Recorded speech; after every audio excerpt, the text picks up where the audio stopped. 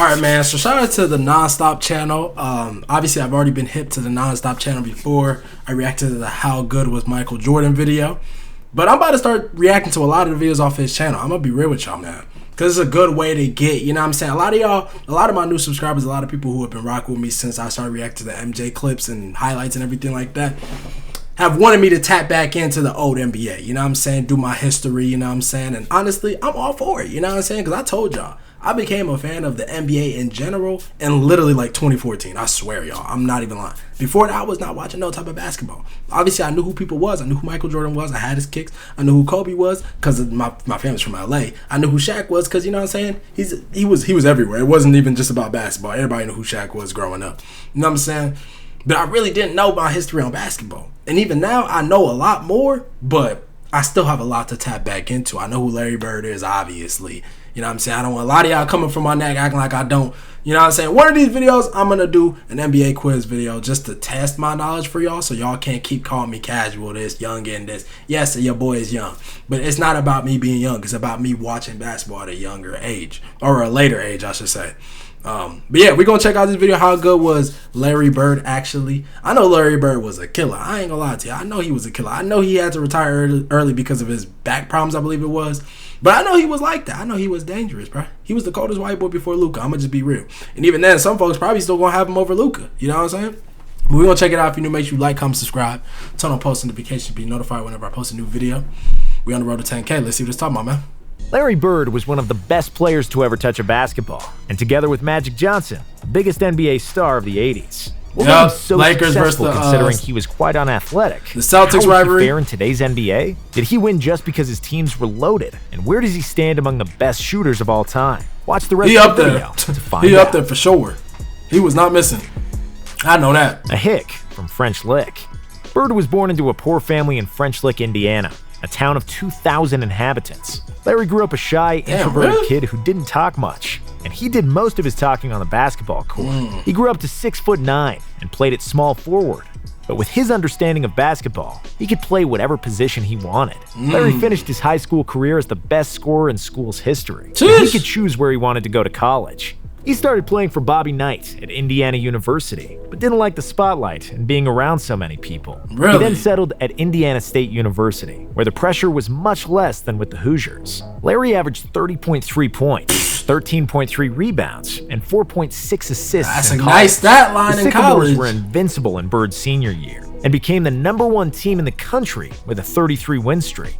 Their only loss came in the 1979 NCAA Finals, where they played against Michigan State, led by senior guard Urban Johnson. Despite 19 points from Bird, Magic and so that rivalry low-key started early. Okay. led by senior guard Urban Johnson. Despite 19 points from Bird, Magic and his teammates celebrated the title in what was the most watched college basketball game in history at the time. Bird was named the Collegiate Player of the Year, leaving Indiana State as the 5th-ranked NCAA scorer of all time. He was already drafted, as the Boston Celtics selected him in the NBA draft in 1978, hoping that Bird, who qualified for the NBA as a junior, would skip his senior year. He opted to stay in Indiana. And when he finally arrived in Boston, the Celtics looked nothing like their championship selves, with consecutive losing seasons. Bird then single-handedly caused the biggest turnaround ever seen in the NBA at the time. Boston improved their record from the season before by 32 wins, and finished with 61 wins and 21 losses. Although his arch-rival Magic Johnson had an impressive season and won the title with the Lakers, Bird was I was about to say, didn't Magic win a chip his first season as a rookie? Didn't he do that? Or am I tripping? We gonna watch a video on Magic Johnson too, trust me, bro. Because I'm tired of the he's better than Curry arguments. I'm tired of you old heads, bro. Magic Johnson is not better than Steph Curry. All right? If you want somebody who's gonna give you assists, bro, give me Chris Paul, bro. I don't need no Magic Johnson, bro. Give me Chris Paul. Give me Chris Paul. I ain't gonna lie. Give me Chris Paul. Give me CP3. But if you mean to tell me, bro, I'm going to ask y'all all this. I know this video is not by Magic Johnson, but we going to get to Magic Johnson after this video. Trust me. Right? If you at a park, you see Magic Johnson in his prime, you see Steph Curry in his prime.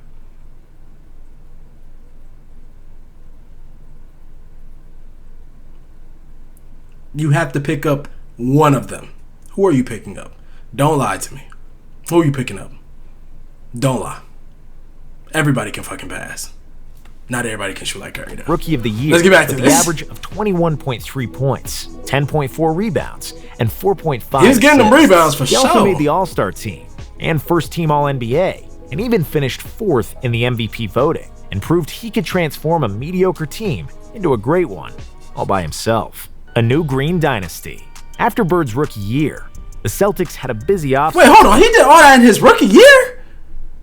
Man, I ain't gonna lie. Yeah, he got like that. Legendary Red Auerbach worked his magic and brought 2 new faces to Boston that would form one of the biggest dynasties in NBA history. Auerbach robbed Golden State by sending them the 1st and 13th pick in the 1980 We always draft get robbed, bro. in exchange for center Robert Parrish and the 3rd pick, which became Kevin McHale. Along with the newly formed Big Three, the Celtics also had an all-star point guard, Nate "Tiny" Archibald, young and athletic forward Cedric Maxwell, and a few well-integrated role players that made the team complete. The head of the snake was, of course, Larry Bird, who was 2nd in MVP voting, en route to a league-leading 52-20 record. The Celtics avenged the loss to the Sixers from the previous year, and after a tough 7-game series in the Eastern Finals, they were in the NBA Finals once again. There they would be met by the Houston Rockets, led by prime Moses Malone, who was arguably the best center in the league at the time. Malone averaged 23 and 16 in the series, but the Celtics were too good of a team to win the title with 2. Bird averaged 15 points, 15 rebounds, and 7 assists for the series. Dang, 15, 15, and 7? That's still a good stat line. Obviously, 15 is a drop-off points-wise, but it's still a good stat line. But the Finals MVP went to Cedric Maxwell, who led the Celtics in scoring with 18 points per game. Bro, everybody always saw the new green dynasty. 3 more points than me? Ensued, despite Bird's all-around excellence and McHale's improvement. They once again were the #1 seed in the East. Bird was the All-Star Game MVP, but Philadelphia retaliated for a close defeat in the Eastern Finals. And this time, they won in 7 games. The year after, the Celtics regressed even more, finishing as a 3rd seed and getting swept in the 2nd round by the Milwaukee Bucks. After that, Coach Bill Fitch resigned and was replaced by Casey Jones, who won 8 titles in the Bill Russell era as a player. The change bore fruit. The team was refreshed with the young shooter Danny Ainge and veteran point guard Dennis Johnson. That's that boy Danny Ainge. I didn't even recognize him from the pictures. Hey, man, fuck that boy Danny Ainge, man. Fuck that man Danny Ainge. I ain't gonna lie to you, bro. Fuck Danny Ainge, bro. Why you look like he playing to some Rick Owens? Like, these low-key look like some Rick Owens. I ain't even gonna lie to you, bro. But fuck Danny Ainge, man. I ain't gonna lie, man. He always trying to one-up teams when it comes to these trades, bro. We could have Larry marketing, bro. I ain't forgetting that. Refreshed with the young shooter Danny Ainge and veteran point guard Dennis Johnson, and played the best basketball in the NBA, finishing with a 62-20 record. After 3 years of coming in 2nd, Larry Bird finally won the regular season MVP with 24.2 points, 10.1 rebounds, and 6.6 assists. He made sure he got his 10 and above rebounds. To the finals, where a known foe awaited. It was, of course, Magic and the Lakers. The title was decided in Game 7, where Larry Bird led the Celtics to their 15th NBA title. Jeez. Bird was named the Finals MVP, and he finally had his revenge over Magic, who defeated him in the NCAA Finals of 1979. That's dope how Magic's number was 32 and Bird's was 33. That's following hard. Season, the Celtics were even better in the regular season. Bird repeated as MVP, and McHale repeated as the 6th man of the year. They got to the finals again. Ooh, that was a good pass. After the Celtics won Game 1, 148-114, in a game that was dubbed the Memorial Day Massacre, it seemed like the Celtics were going to dominate the Lakers and repeat as champions. However, the Lakers had other plans, and especially Kareem was determined to defeat the Celtics. Kareem averaged 25.7 points, 9 rebounds, and 5.2 assists in 6 games, on 60% shooting. And the Lakers finally won the NBA Finals against the Celtics for the first time in 9 tries. 1986, the greatest Celtics team. So the Celtics are really the Lakers' daddy, though, if we're being real. Ever in the pinnacle of Bird's career. After the finals loss, Auerbach made another clever move. He traded Cedric Maxwell to the Clippers for Bill Walton, once one of the most talented centers in the league, who accepted the role of a 6th man on the Celtics, while Kevin McHale moved to the starting lineup. The Celtics won 50 out of 51 home games that year, which is a record that still stands. How many? Celtics won 50 out of 51 home games that year. McHale moved to the starting lineup. The Celtics won 50 out of 51 home games. Oh my gosh, they only lost once at home? Okay. was that year, which is a record that still stands and likely will never be broken. Yeah, that's not being broken. Not in this the NBA. Absolute peak of his game and basketball brilliance in 85-86. He deservedly won another MVP and became the only player other than Wilt and Bill Russell to win the award in 3 straight seasons. The 85-86 season birthed several games that proved the endless basketball genius of Larry Bird, and most notable is the left-handed game. Before the game against Portland, Bird surprised his teammates and journalists by saying that he would shoot the whole game with his left hand. Yeah, I remember hearing about this. Motivate himself for a relatively meaningless regular season game. How much did he score? Just 47 points, 14 rebounds, 11 assists with a game-winning shot. With a game-winning shot? Hell no, I ain't believing this. No way this is real. No way. Is this real? 47 points, 14 rebounds, and 11 assists. Bro, a triple-double? With your offhand? Nah. Luka don't got shit on Larry Bird. I'm sorry. Hey, I ain't gonna lie. I'm sorry, Luka. Sorry.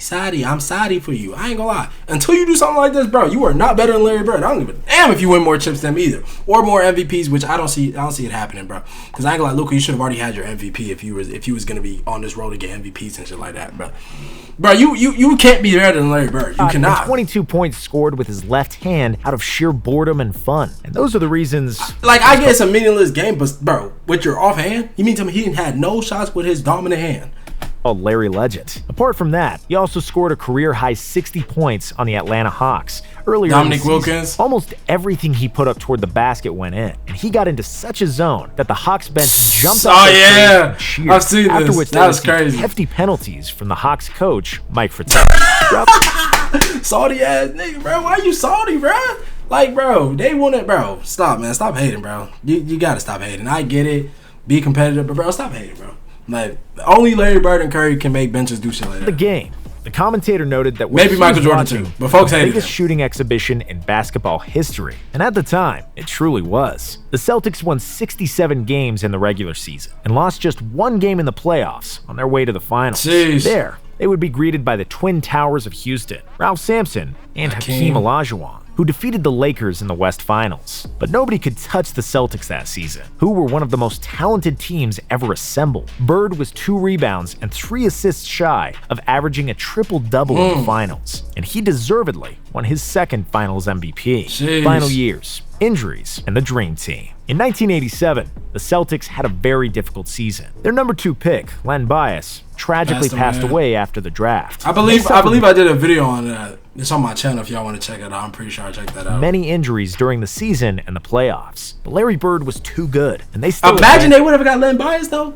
Oh my gosh, they would have extended Larry Bird's career a little bit. I ain't gonna lie. To the finals after 2 7-game series against the Bucks and the Bad Boy Pistons, where Bird made one of the most legendary plays and stole the inbounds pass from Isaiah Thomas that won a crucial I know Isaiah Game was 5 shitty. for the Celtics. And in the finals again, it was the Lakers for the 3rd time in 4 years. Because LA was much more rested coming to the finals, the Celtics did not have enough gas in the tank to stop the fast-paced showtime. Bird delivered another 24, 10, and 5 for the series, but it wasn't good enough, and Magic got the best of him once again. Next year, Bird had maybe one of the best statistical years of his career. He averaged 30 points on 50, 40, and 90 shooting, a feat he achieved the previous year as well, proving that he's the best shooter. Hey, back-to-back 50, 40, and 90 is crazy, bro. I ain't gonna lie. Played at the time. The Celtics reached the conference finals, but it would be their last hurrah as the Pistons finally got over the hump and managed to beat them. In the offseason, Bird sustained a severe back injury from chopping wood back home in Indiana.